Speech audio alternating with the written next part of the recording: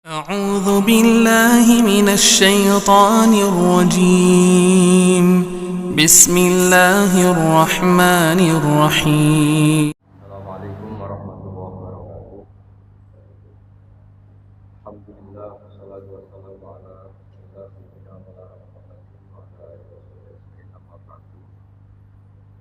Teman-teman PCI NU Taiwan yang saya hormati, ada Kiai Muhammad Royan, ada Kiai Arif Wahidi, ada Haji Budi Utomo, Ustadz Sarkom dan Ustadz Hedi, semua teman-teman yang saya hormati. Profil khusus Gus Reza.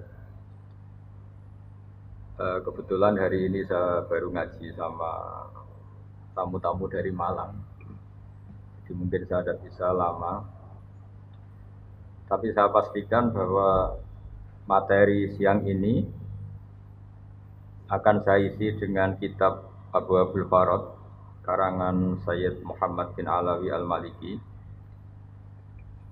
sebagai referensi atau sebagai pegangan tradisi NU Nahdlatul Ulama,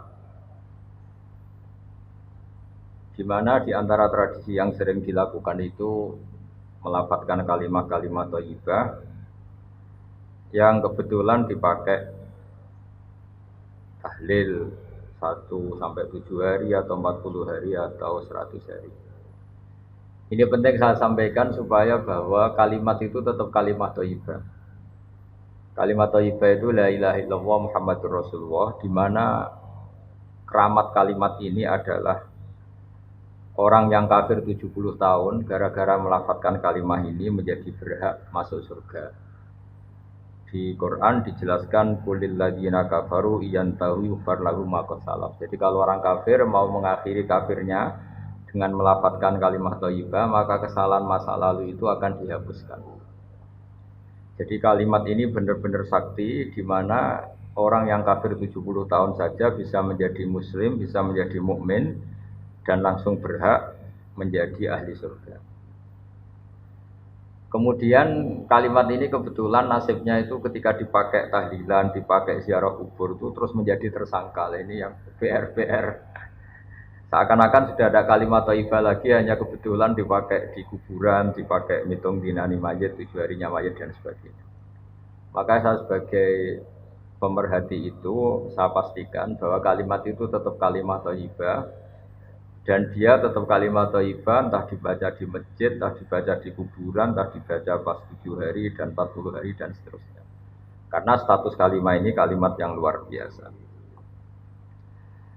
Sehingga Ibnul Qayyim dalam Muqaddimah kitab Zadul Ma'ad, ini supaya teman-teman ngelafadzkan kalimat ini lebih lebih masuk. Di situ dijelaskan bahwa surga yang semewah itu dengan fasilitas semegah itu, selek itu, super mewah, itu diperuntukkan bagi yang mau mengakui la ilaha illallah. Jadi surga dibikin segala kemewahannya, dengan segala kemewahannya. Yang katanya bapak-bapak per satu bapak dapat bidadari 70 atau 100 sesuai khayal mereka. Itu sesuai keinginan mereka, itu bagi yang melafadzkan la ilaha illallah. Neraka yang dibikin se-ekstrim itu, yang dalam sebuah riwayat diterangkan kalau batu dijatuhkan ke neraka itu sampai bawah menuju 70 tahun. Kita bisa bayangkan itu kalau betapa dalamnya neraka itu, karena batu dijatuhkan itu untuk sampai ke ujungnya sana, ke cekungan paling dalam itu nunggu 70 tahun. Itu diperuntukkan bagi yang menolak la ilaha illallah. Jadi kalimat ini benar-benar kalimat yang menjadikan surga dibikin bagi yang melafadzkan dan neraka dibikin bagi yang menolak. Betapa dahsyatnya kalimat la ilaha illallah. Jadi kalimat ini tidak mungkin menjadi kalimat yang biasa-biasa saja. Lalu para kiai-kiai, para wali songo dulu, supaya kalimat ini familiar, dilatih, diulang-ulang. Nah, pengulangan-pengulangan ini butuh momentum. Nah, momentum paling orang ingat mati itu ya ketika ada orang mati, ngitung dinari mayit, 40 hari mayit. Ini momentum orang mudah diajak la ilaha illallah, diajak wiridan ya gitu. Sehingga saya pastikan bahwa kultur-kultur ini harus kita bela secara ilmiah, baik ilmiah referensi maupun ilmiah secara sosiologi. Saya ulang lagi. Kalimat la ilaha illallah ini kalimat yang begitu sakti, yaitu tadi sampai surga dibikin sebegitu mewah itu untuk yang menerima kalimat la ilaha illallah. Neraka dibikin sebegitu ekstrim, begitu mengerikan itu bagi yang menolak la ilaha illallah. Jika dalam sebuah riwayat diterangkan bahwa la ilaha illallah itu al-mizan, ukuran kamu jadi hamba Allah itu ya sejauh mana Anda mengakui la ilaha illallah dan menolaknya. Sehingga saking spesialnya la ilaha illallah itu suatu saat ini di kitabnya Sayyid Muhammad halaman 102. Wa fihi aidan an Abdillah bin Amrin anin Nabi sallallahu alaihi wasallam anna Musa alaihi salam qala ya Rabbi alimni syai'an azkurka wa ad'uka bi. Ya Allah, ini Nabi Musa itu kan spesial ya karena beliau kalimullah, beliau orang yang dekat sama Allah. Sehingga mintanya itu ijazah khusus, ijazah yang spesialis hanya untuk beliau. Ya Allah, ajarin saya sesuatu yang dengan sesuatu itu saya bisa mengingat Engkau. Sekolah ya Musa qul la ilaha illallah. Ya Musa, kalau kamu ingin ingat saya secara sempurna, lafadzkan la ilaha illallah. Terus qala ya Rabbi kullu ibadika yaquluna hadza. Kalau la ilaha illallah itu semua orang juga melafadzkan la ilaha illallah. Intinya Nabi Musa itu kan enggak ingin lah sama dengan orang NU ya semuanya tahlilan la ilaha illallah. Muslimat fataya di Taiwan di mana-mana juga kalau tahlilan la ilaha illallah. Nabi Musa sebagai kalimullah itu ingin spesial, enggak mau pakai la ilaha illallah karena itu kalimat yang lazim dipakai banyak orang. Inginnya beliau itu spesialis. Kata Allah menjawab qala qul la ilaha illallah. Ya sudah pokoknya lafadzkan la ilaha illallah kata Allah. Nabi Musa masih mengajukan permohonan ya Rabbi innama uridu syai'an takhussuni bi. Saya ingin wiridan yang spesial untuk saya, bukan yang wiridan masal la ilaha illallah itu kan di acara-acara NU istighosah pasti la ilaha illallah. Kira-kira itu ya masa kalimullah sama dengan Banser sama dengan Ansor sama dengan adat NU. Beliau enggak mau, inginnya spesial itu, inginnya kalimat-kalimat yang spesial. Terus qala ya Musa law anna samawati sab'a wa amiruhunna ghairi wa amiruhunna ghairi wal aradina sab'a fi kafatin. Ada yang baca fi kafatin wala ilaha illallah fi kafatin atau fi kafatin namalat bihinna la ilaha illallah. Sudah Musa, yang bisa menandingi beratnya langit bumi itu hanya la ilaha illallah. Kamu jangan minta kalimat yang aneh-aneh. Itu kalimat yang andaikan ditimbang dengan langit bumi itu pasti tetap unggul la ilaha illallah. Nah ini penting saya utarakan supaya teman-teman yang sering tahlilan, sering membaca la ilaha illallah itu berpikir ulang atau semangatnya ditambah karena kalimat ini pula yang menjadikan langit bumi diciptakan. Saya ulang lagi. Jadi ketika surga diciptakan untuk yang melafadzkan la ilaha illallah, neraka diciptakan untuk yang menolak la ilaha illallah, lalu dibikinlah dunia. Dunia ini dibikin untuk pelatihan la ilaha illallah. Lalu butuh pelatih, maka diutusnya para rasul supaya melatih la ilaha illallah Muhammadur Rasulullah.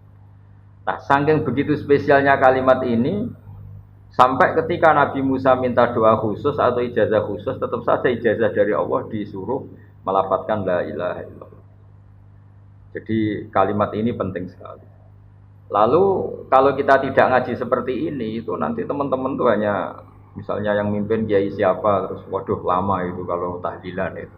Kalau yang mimpin kiai siapa, wah itu tahlilannya begini. Jadi menyoal lama tidaknya tahlilan itu sejauh mana kita memahami la ilaha illallah. Kalau kita memahami la ilaha illallah adalah kalimat spesial, maka kita menghormati pada orang mukmin yang lain juga gampang. Karena orang-orang mukmin yang kita kira orang biasa atau bahkan orang rendahan, kita tidak bisa menganggap itu orang rendahan karena dia adalah orang yang min ahli la ilaha illallah. Jadi orang menghormati mukmin yang lain itu bergantung cara pandang. Ketika kita cara pandang la ilaha illallah itu spesial, maka pelafadznya siapapun itu akan spesial di mata kita karena dia min ahli la ilaha illallah. Tapi kalau kita menganggap la ilaha illallah itu biasa saja, maka kita akan menganggap yang melafadzkan itu biasa saja. Itu keliru besar. Kalimat ini adalah kalimat yang andaikan kesalahan kita seberat langit dan bumi dibandingkan kalimat ini, pasti yang unggul kalimat ini. Sehingga dalam satu riwayat ada orang yang salahnya itu banyak sekali. Ini saya baca ya, ada kata ini di riwayatnya Ahmad bin Hambal. Kata Rasulullah SAW, Inna wa ta'ala yastakhlisu rajulan min ummati ala ru'usil khalaik. Ada orang dipinggirkan Allah, dipanggil sendiri, kemudian dipertontonkan di depan banyak orang. Fayan suruh ali tis'atan wa tis'ina sijillan. Dia dipertontonkan ke khalayak rame bahwa ada box kesalahan 99 box kesalahan. 99 kotak kesalahan. Kullu sijilin minha misumatil basar. Setiap box itu sepanjang mata melihat. Jadi saking besarnya per box. Per boxnya itu sepanjang mata melihat. Ya kira-kira per kesalahan itu berdurasi 10 kilo lah. Jarak. Sumayaqulu atunkiru min hadza syai'an. Kamu ngakui bahwa ini yang kamu lakukan semua. Singkat cerita orang itu ngakui. Terus Allah fayukhriju bitaqatan fiha asyhadu alla ilaha illallah wa asyhadu anna muhammadar rasulullah. Jadi saya ulang lagi ya, dia punya 99 kotak kesalahan, per kotak itu sepanjang mata melihat. Jadi saking besarnya, saking tingginya. Jadi dilihat ke atas sepanjang mata melihat, dilihat menjauh juga sepanjang mata melihat.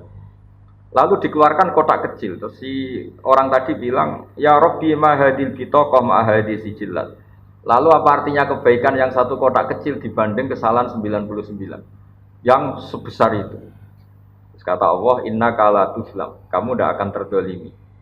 Terus fatu da'u sijillat fi kafatin, ada yang baca fi kifatin wal bitaqah fi kifatin. Qala fato sati sijillat wa taqulat al bitaqah. Fala yasqulu ma'asmillahi ta'ala syai'un.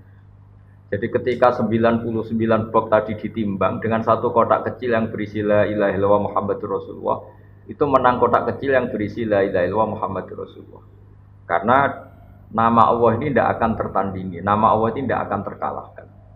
Jadi ibaratnya beginilah, para malaikat itu kalau ditanya, ini satu timbangan kecil tapi ada nama Allah, dengan yang sebesar itu, sebanyak itu tapi tidak ada Allahnya, tentu malaikat akan milih yang ada Allah, yaitu la ilaha illallah. Jadi ini penting saya utarakan supaya para pelafaz la ilaha illallah itu meyakini bahwa kalimat ini spesial, sehingga tidak risau, tidak susah ketika itu dituduh bid'ah atau dituduh khurafat, karena kalimat ini tetap thayyibah. Kalimat ini tetap spesial.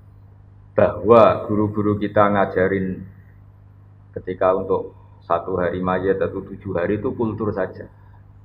Sehingga orang NU sendiri ya jangan melafatkan itu nunggu diundang tahlil. Kalau diundang tahlil melafatkan itu, kalau ndak itu ya keliru juga. Itu ya sama saja salah, itu kalimat yang spesial kalau kita bacanya pendak diundang tahlil itu juga salah. Tapi salah juga kalau kalimat ini menjadi tidak spesial hanya karena tuduhan-tuduhan kita dianggap khurafat atau bid'ah. Jadi saya pastikan bahwa kalimat ini spesial berdasar hadis yang disebut oleh Sayyid Muhammad qad akhraja Ahmad wan Nasa'i wa Tirmidzi aidan min hadits Abdullah bin Amr. Terus saya cek di beberapa kitab, di kitab Ithaf itu ada di juz 14 halaman 636, diperkuat lagi oleh kitab Ithaf yaitu karangannya Said Zabidi Syarah Ihya. Jadi di kesempatan yang baik ini saya mohon, kalau melakukan wiridan yang diajarkan para guru itu pastikan referensinya secara detail. Kemudian barokahnya referensi itu kita tidak gamang, tidak risau, tidak gentar kalau mengalami tuduhan yang macam-macam. Karena kalimat ini tetap kalimat thayyibah. Status permanennya itu kalimat thayyibah. Bahwa, itu saya ulang lagi, bahwa mungkin kita baca itu dianggap nggak tepat waktunya atau nggak tepat momentumnya. Itu urusan kita. Tanpa dituduh yang lain pun kalau kita punya etika nggak boleh baca itu ketika di kamar mandi atau ketika kondisi kita sedang tidak baik dan sebagainya dan sebagainya. Jadi saya pastikan kata Ibnul Qayyim ketika ngendikan fadilahnya la ilaha illallah, beliau ngendikan kalimat ini itu kalimat yang menjadikan surga dibikin. Ukurannya ya gampang, yang menerima kalimat ini. Neraka yang begitu ekstrim, begitu horor, menakutkan, dibikin juga bagi yang menolak kalimat ini. Betapa kalimat ini yang menjadikan ada surga dan neraka. Ukurannya ya kalimat ini, yang melapatkan atau yang menolak. Nah dengan spesial kalimat itu, maka terus kiai-kiai mentradisikan supaya sering dibaca. Satu-satunya momentum yang orang kumpul ya tadi, pas istighosa, pas tahlilan, pas ada orang meninggal, atau pas istisqa, pas ya sudah seperti itu. Terus yang terakhir dalam madzhab Abdul Hasan Asyadzili, kalimat itu harus diulang-ulang. Karena kalimat itu kalau kamu baca secara benar, itu menjadikan alasan kamu diampuni dosa kamu. Makanya dalam mazhab Syadzili itu sebagian mazhab itu istighfar itu setelah kalimat tauhid. Jadi ada dua thariqah besar. Yang satu menyuruh istighfar dulu baru kalimat thayyibah. Alasannya suci dulu baru melafadzkan kalimat yang suci. Tapi kalau dalam mazhab Abul Hasan Asy-Syadzili tidak. Kalimat ini itu sudah otomatis istighfar. Buktinya orang kafir yang 70 tahun kafir sekali melafadzkan la ilaha illallah itu langsung diampuni dosanya. Tanpa syarat harus istighfar. Karena di Quran itu hanya kulil ladzina kafaru iyantahu yufar lahum ma qad salaf. Jadi kalau orang kafir 70 tahun kok ngelafadzkan la ilaha illallah itu otomatis masa lalunya diampuni. Berarti kalimat ini itu sudah otomatis fungsinya itu mengampuni dosa. Nah, makanya dalam pikiran Thariqah Syadziliyah itu fa'lam annahu la ilaha illallah wastaghfir li dzambika. Kamu harus yakin la ilaha illallah, kemudian atas nama kalimat itu kamu baru beristighfar. Ya masuk akal juga, karena kalau misalnya orang kafir belum pernah melafadzkan la ilaha illallah, kemudian dia istighfar itu tidak ada gunanya. Jadi istighfar mulai ada gunanya kalau setelah kalimat tauhid. Kalau tanpa kalimat tauhid, istighfar tidak ada gunanya. Maka dalam sebagian mazhab Syadzili disebut kalimat ini pastikan dulu, baru istighfar. Karena kalimat ini sudah otomatis mengandung istighfar. Tapi ada juga yang cara berpikir kalimat ini kalimat suci, maka butuh muqaddimah. Muqaddimahnya apa? Sebelum melafadzkan kalimat itu istighfar dulu. Ya, saya pikir itu nggak perlu diperdebatkan karena itu masalah dzauq, masalah rasa, masalah sanad, juga masalah ijazah. Ya monggo mawon kalau mau wiridan la ilaha illallah dulu atau istighfar dulu. Yang penting saya pastikan kesakralan kalimat ini tidak bisa gugur oleh tuduhan apapun, oleh pikiran apapun. Karena kalimat ini status permanennya itu al-baqiyatus sholihat, kalimat yang abadi, kalimat yang selalu layak, as-sholihat itu selalu layak dibaca di dunia maupun di akhirat. Jadi saya mohon maaf karena tidak bisa mengikuti sampai selesai, karena saya juga baru habis ngaji tadi sama beberapa tamu. Saya mohon maaf, semoga manfaat. Assalamualaikum warahmatullahi wabarakatuh. Alhamdulillahi Rabbil Alamin.